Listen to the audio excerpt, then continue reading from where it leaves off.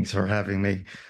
So today I'm going to talk about the application of our in-house probability sample, which was actually presented in the same conference in 2022. So basically today we're kind of talking about breaking the fruits of that labor and how useful that research is. So I will be focusing more on the results, but then again, I would like to just introduce a few things, and then we'll talk about the benefits of using probabilistic panel, specifically our in-house panel. So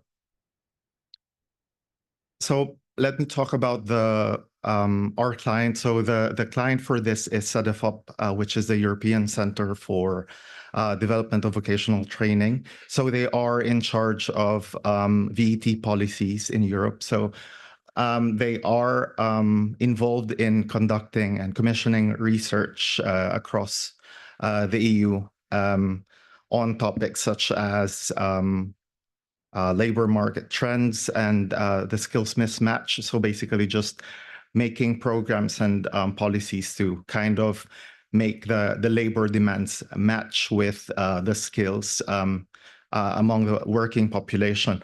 And so we go to the CEDEFOP AI Skills Survey, which is basically, this is the content of this presentation because it's deemed to be the first EU-wide study on the use of AI at work. And they were keen to understand the impact of AI on the worker skills in Europe. So therefore, they've pulled out all of the literature because the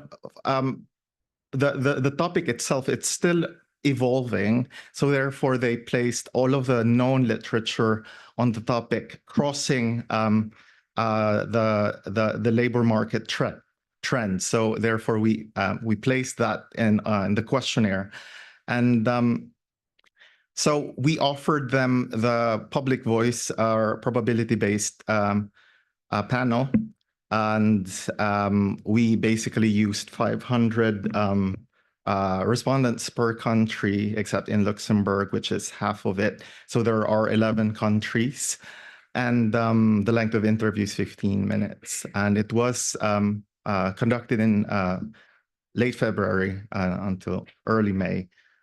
And as mentioned, this is probably just a review because I think my colleagues already have presented this 3 years ago in the same conference. So we do have, we use offline recruitment methods to make sure that everyone in the population 16 and above have the same chance to be selected.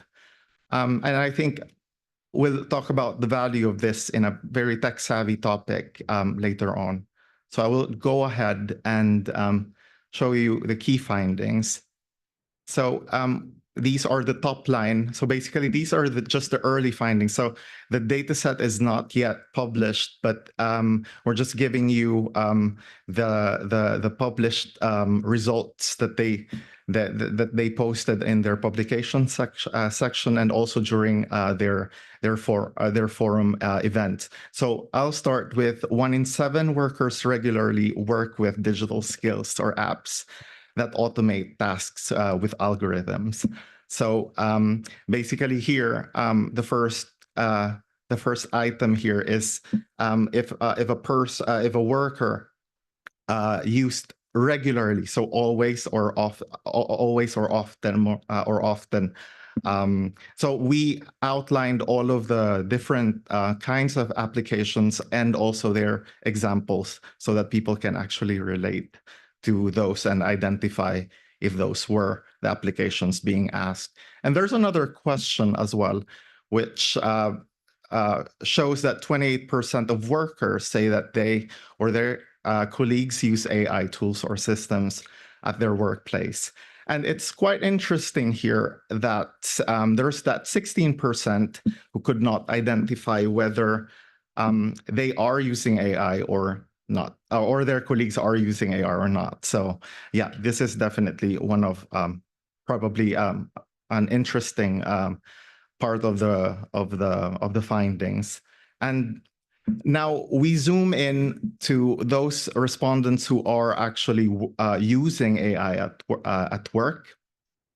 So we find that 37% or more than a third are using AI tools more time than 12 months ago.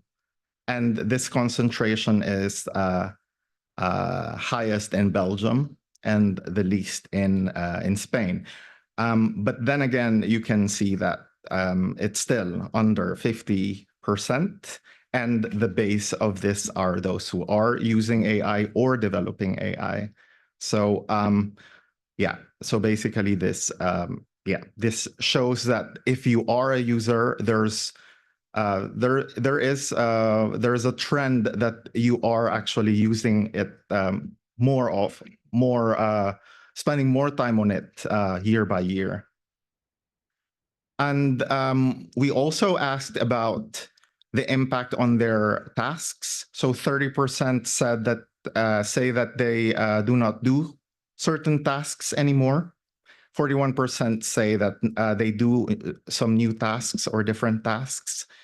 67% say they do some tasks faster than before, and 17% say that they have less control over their job tasks. So these are, the base is still the users of AI. So just a reminder that this is not the entire sample.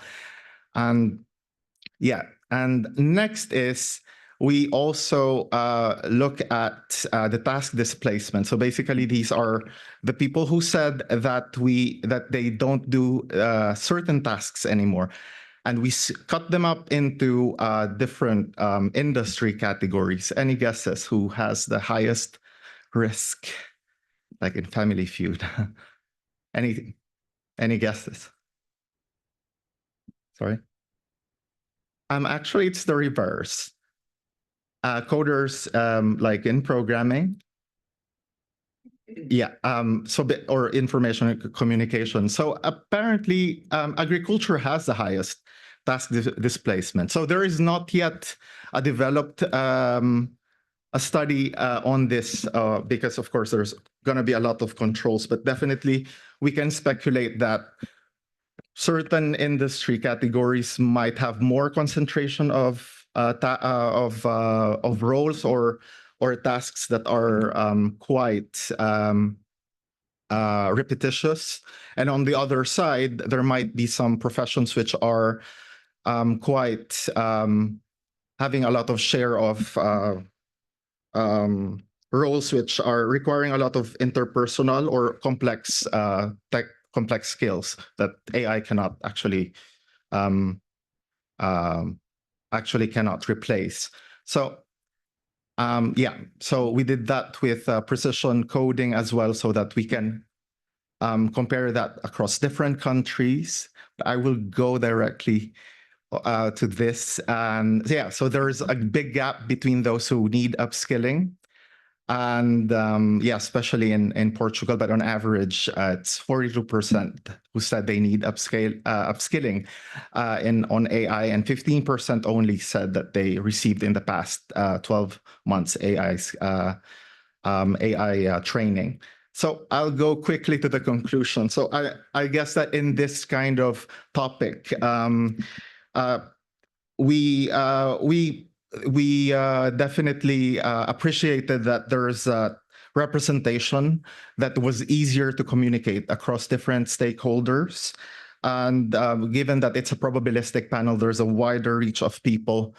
And beyond those tech-savvy part of the population that's being surveyed. So as you can see, the results are a little bit quite low in terms of the prevalence of AI use.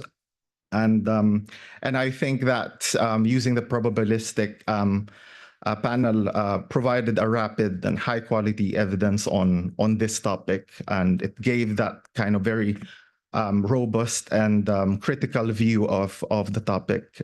Yeah, so That's everything.